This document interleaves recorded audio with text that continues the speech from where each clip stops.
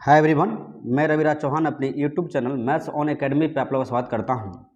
आज हम लोगों ने देखेंगे भारतीय राज्य व्यवस्था यानी संविधान के बारे में पढ़ेंगे और इस क्लास में हम लोग देखेंगे टॉपिक वाइज। और यह वीडियो सभी एग्जाम के लिए महत्वपूर्ण होने वाला है क्योंकि हम लोग एक फाउंडेशन कोर्स के साथ इसको शुरू कर रहे हैं और इसमें पॉलिटी के हम लोग चैप्टर वाइज टोटल MCQ के माध्यम से टोटल चैप्टर हम लोग करने वाले हैं। तो आज हम लोग चालू करते हैं पहला चैप्टर, भारत का संवैधानिक इतिहास। तो देखेंगे क्वेश्चन नंबर 1। देखिए क्वेश्चन नंबर 1 कहता है कि BR अम्बेडकर और महात्मा गांधी के मध्य सन 1932 में हस्ताक्षरित पूना समझौते में प्रावधान था। ऑप्शन ए, भारत के लिए डोमिनियन स्थिति बनाए जाने का। बी, मुसलमानों के लिए पृथक निर्वाचन क्षेत्र का। सी, हरिजनों के लिए पृथक निर्वाचन क्षेत्र का। डी, हरिजनों के लिए आरक्षण सहित संयुक्त निर्वाचन क्षेत्र का।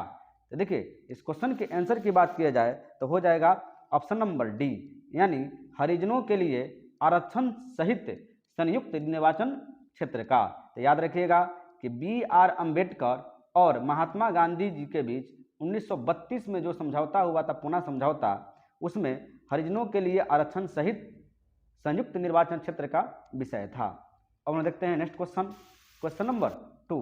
क्वेश्चन नंबर 2 कहता है कि वह कौन सा अधिनियम था जिसने भारत में सत्ता ब्रिटिश ईस्ट इंडिया कंपनी से ब्रिटिश क्राउन में हस्तांतरित की थी। ऑप्शन ए, भारत सरकार अधिनियम 1833। बी, भारत सरकार अधिनियम 1835। सी, भारत सरकार अधिनियम 1947। डी, भारत सरकार अधिनियम 1858। तो देखिए इस क्वेश्चन का आंसर हो जाएगा आपको ऑप्शन नंबर डी, यानी भारत सरकार अधिनियम 1858 के तहत भारत का जो सत्ता है ब्रिटिश ईस्ट इंडिया कंपनी से ब्रिटिश क्राउन में हस्तांतरित की गई थी। अब हम देखते हैं next question, question number 3। Question number 3 कहता है कि निम्नलिखित में से किस अधिवेशन द्वारा भारत के गवर्नर जनरल को अध्यादेश जारी करने की शक्ति प्रदान की गई। ऑप्शन ए में कहता है चार्टर एक्ट 1833। बी, भारतीय परिषद अधिनियम 1861। सी, भारतीय परिषद अधिनियम 1892। डी, भारतीय परिषद अधिनियम 1909। तो देखिए इस क्वेश्चन के आंसर की बात किया जाए तो हो जाएगा आपको भारत परिषद अधिनियम 1861, यानी कि भारतीय परिषद अधिनियम 1861 के तहत भारत के गवर्नर जनरल को अध्यादेश जारी करने की शक्ति प्रदान की गई। अब हम देखते हैं next question, question number 4। Question number 4 कहता है कि यह सिद्धांत कि स्वतंत्र भारत के लिए नए संविधान को तैयार करना मुख्यतः खुद भारतीयों की जिम्मेदारी होनी चाहिए, पहली बार निम्नलिखित में से किस एक्ट में स्वीकार किया गया था। ऑप्शन की बात किया जाए, ऑप्शन ए, भारत सरकार अधिनियम 1935।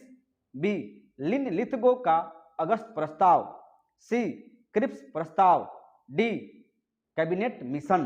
तो देखिए इसमें आंसर हो जाएगा आपको कि लिन-लिथगो का अगस्त प्रस्ताव यानी ऑप्शन नंबर बी इस क्वेश्चन का आंसर हो जाएगा।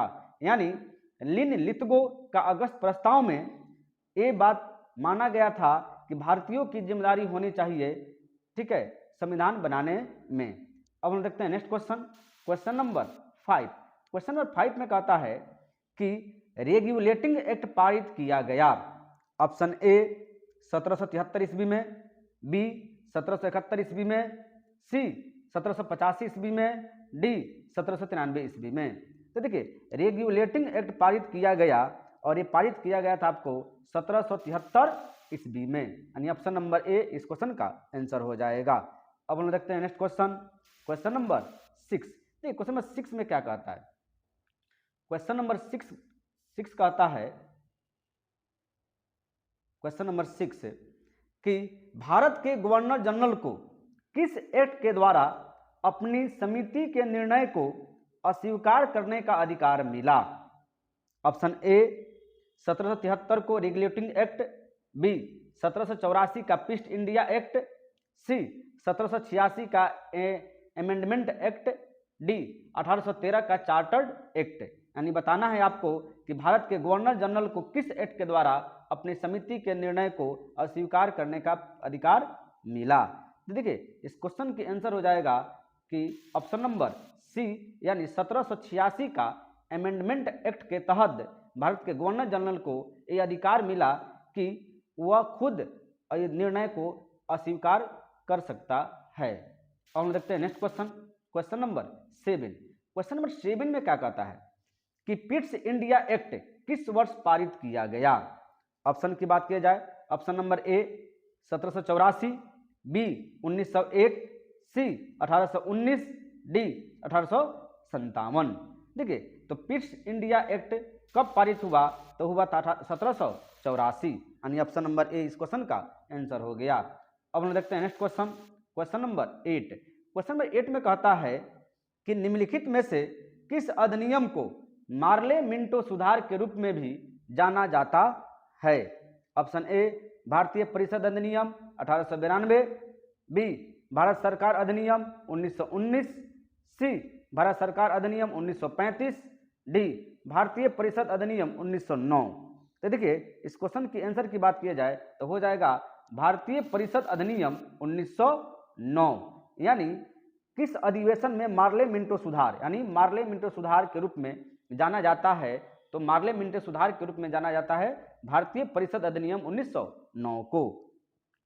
अब हम देखते हैं नेक्स्ट क्वेश्चन, क्वेश्चन नंबर हो जाएगा आपका 9 नंबर। क्वेश्चन नंबर 9 में कहता है कि मिंटो मार्ले सुधार का उद्देश्य क्या था।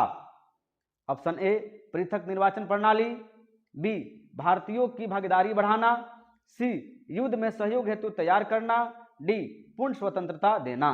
तो देखिए मिंटो मार्लो सुधार का उद्देश्य क्या था, तो मिंटो मार्लो सुधार का उद्देश्य था कि पृथक निर्वाचन प्रणाली, यानी ऑप्शन नंबर 1 इस क्वेश्चन का आंसर हो जाएगा। अब हम देखते हैं नेक्स्ट क्वेश्चन, क्वेश्चन नंबर हो जाएगा आपका 10। क्वेश्चन नंबर 10 में क्या कहता है कि मार्ले मिंटो सुधार बिल किस वर्ष में पारित किया गया। Option A 1905, B 1909, C 1911, D 1920। तो देखिए मार्ले मिंटो सुधार बिल कब पारित किया गया, तो किया गया था 1909 में, यानी ऑप्शन नंबर बी इस क्वेश्चन का आंसर हो जाएगा। अब हम देखते हैं नेक्स्ट क्वेश्चन, क्वेश्चन नंबर हो गया 11। देखिए क्वेश्चन नंबर 11 में क्या कहता है कि मुसलमानों के लिए अतिरिक्त निर्वाचन मंडल प्रारंभ में किसके द्वारा लाया गया था। Option A Cripps mission 1942, B Morley Minto सुधार 1909, सी मॉन्टेग्यू चेम्सफोर्ड सुधार 1919, डी भारत सरकार अधिनियम 1935। इस क्वेश्चन के आंसर हो जाएगा मार्ले मिंटो सुधार 1909, यानी ऑप्शन नंबर बी इस क्वेश्चन का आंसर हो गया। अब हम देखते हैं नेक्स्ट क्वेश्चन, क्वेश्चन नंबर हो जाएगा आपका 12। देखिए क्वेश्चन नंबर 12 में क्या कहता है कि 1909 के इंडियन काउंसिल एक्ट में किस बात की व्यवस्था की गई थी। ऑप्शन ए दैत शासन प्रणाली, बी सांप्रदायिक प्रतिनिधित्व, सी संघीय व्यवस्था, डी प्रांतीय व्यवस्था। तो देखिए 1909 के इंडियन काउंसिल एक्ट के में किस बात की व्यवस्था की गई थी, इसका आंसर हो जाएगा ऑप्शन नंबर बी, यानी सांप्रदायिक प्रतिनिधित्व।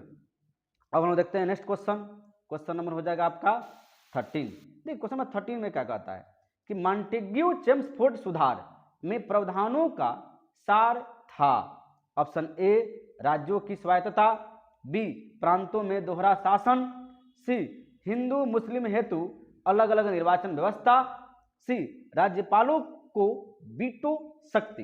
देखिए इसमें क्वेश्चन में पूछा जा रहा है आपसे कि मॉन्टेग्यू चेम्सफोर्ड सुधार में किसकी प्रावधान थी, तो किसकी थी जी, तो प्रांतों में दोहरा शासन, यानी ऑप्शन नंबर बी इस क्वेश्चन का आंसर हो जाएगा। अब हम देखते हैं नेक्स्ट क्वेश्चन, क्वेश्चन नंबर 14। देखिए क्वेश्चन नंबर 14 में क्या कहता है कि बताइए कि 1946 का कैबिनेट मिशन 3 मंत्रियों से गठित था, निम्नलिखित में से कौन इसका सदस्य नहीं था। आपको बताना है कि कैबिनेट मिशन 1946 में कौन इसमें उसका सदस्य नहीं थे। ऑप्शन ए की बात की जाए तो कहता है Lord Pethick Lawrence, B A V Alexander, C sir Stafford Cripps, D Lord Amery. तो देखिए इस क्वेश्चन के आंसर की बात किया जाए तो हो जाएगा आपको ऑप्शन नंबर डी यानी लॉर्ड एमरी। ठीक है, अब हम लोग देखते हैं नेक्स्ट क्वेश्चन। क्वेश्चन नंबर हो जाएगा आपका 15। देखिए क्वेश्चन नंबर 15 में क्या कहता है कि कैबिनेट मिशन योजना के विषय में कौन सा सही नहीं है। ऑप्शन ए प्रांतीय समूहीकरण, बी भारतीय सदस्यों वाला अंतरिम मंत्रिमंडल, सी पाकिस्तान की स्वीकृति, डी संविधान निर्माण के अधिकार।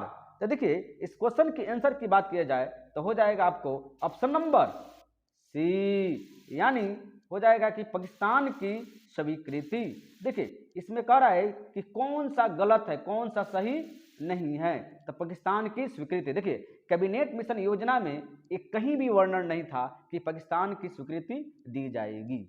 इसमें कौन कौन सा चीज था, प्रांतीय समीकरण ये सही है, भारतीय सदस्यों वाला अंतरिम मंत्रिमंडल ये भी सही है, संविधान निर्माण का अधिकार ये भी सही है। गलत क्या है, पाकिस्तान की स्वीकृति यहाँ पे गलत है। और हम देखते हैं नेक्स्ट क्वेश्चन। क्वेश्चन नंबर हो जाएगा आपका 16। देखिए क्वेश्चन नंबर 16 में क्या कहा कि भारत का संविधान लागू होने तक स्वतंत्रता के पश्चात इसका शासन किसके अंतर्गत चला गया। और ऑप्शन की बात की जाए ऑप्शन नंबर ए भारतीय नेताओं के परामर्श से बने कानून द्वारा, बी इंग्लैंड के संविधान के अनुसार, सी 1935 के भारत सरकार अधिनियम के अनुसार, डी उपरोक्त में से कोई नहीं।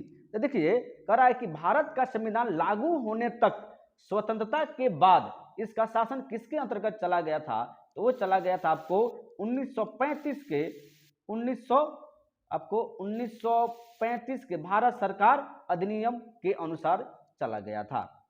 अब हम देखते हैं नेक्स्ट क्वेश्चन। क्वेश्चन नंबर हो जाएगा आपका 17। देखिए क्वेश्चन नंबर 17 में क्या कहता है कि भारत को वर्ष 1947 में सार्वभौम सत्ता सौंपने की योजना निम्न में से किस नाम से जानी गई।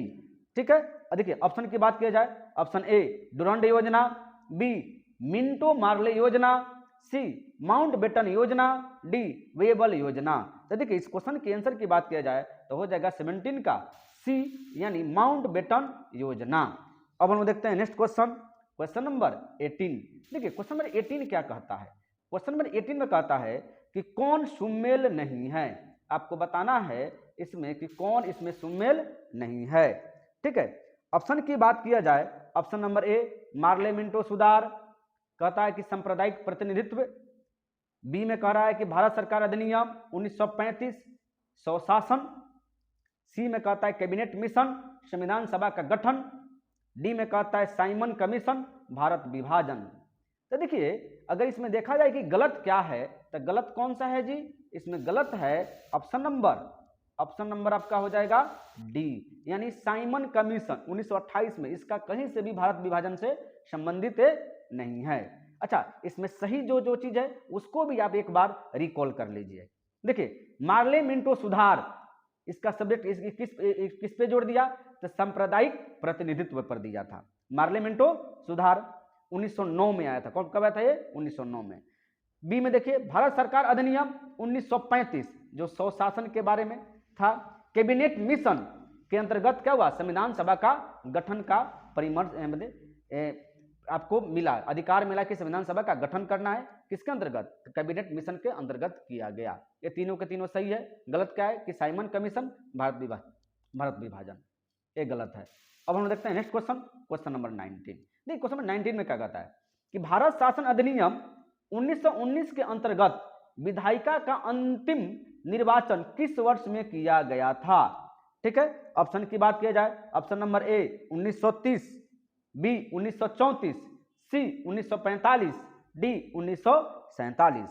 तो देखिए भारत शासन अधिनियम 1919 के अंतर्गत विधायिका का अंतिम निर्वाचन जो किया गया था वह 1945 तक किया गया था। उसके बाद क्या हुआ, ये बदल गया, यानी ऑप्शन नंबर सी इस क्वेश्चन का आंसर हो जाएगा।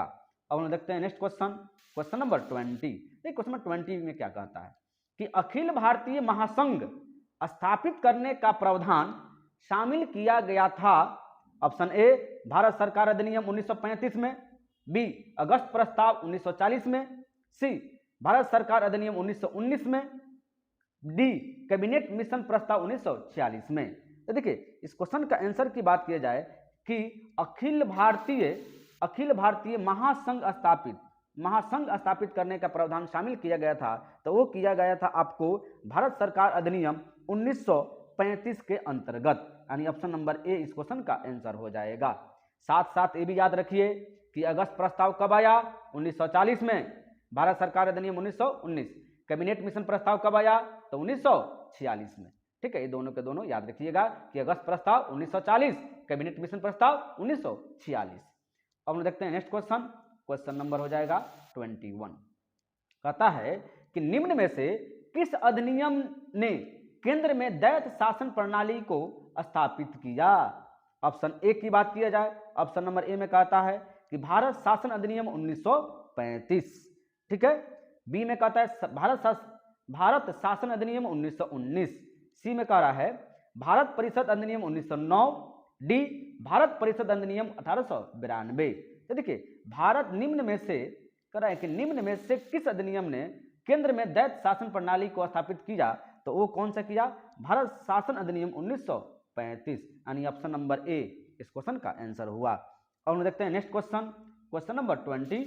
देखिए क्वेश्चन नंबर 22 में क्या कहता है कि संघीय प्रणाली का पहला प्रयोग भारत सरकार अधिनियम डैश द्वारा हटाया गया।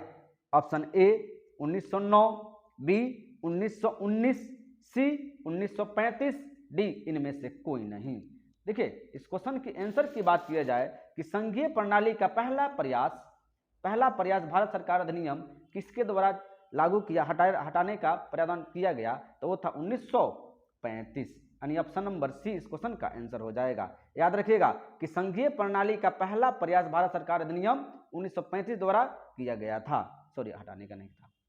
अब हम देखते हैं नेक्स्ट क्वेश्चन नंबर 23। देखिए क्वेश्चन नंबर 23 में क्या कहता है कि प्रांतीय स्वायत्तता शुरू करने के लिए भारत की ब्रिटिश सरकार द्वारा कौन सा अधिनियम पारित किया गया था। ऑप्शन ए 1892 का भारत परिषद अधिनियम, बी 1853 का चार्टर्ड अधिनियम, सी 1935 का भारत सरकार अधिनियम, डी 1947 का भारतीय स्वतंत्रता अधिनियम। तो देखिए इस क्वेश्चन की आंसर की बात किया जाए तो हो जाएगा ऑप्शन नंबर सी, यानी 1935 का भारत सरकार अधिनियम। याद रखिएगा कि प्रांतीय स्वायत्तता शुरू करने